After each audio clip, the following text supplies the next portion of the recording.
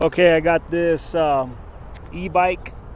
It's got some brake issues. I guess the cable has stretched, so when you squeeze the brake lever, you have to. It's barely engaging. These are mechanical disc brakes. It's a rear hub motor on this bicycle.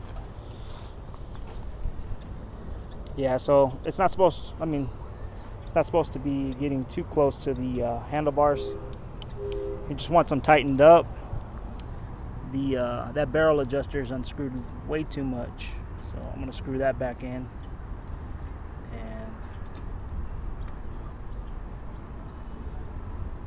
then loosen that, pull the cable, get it set up real good. Alrighty.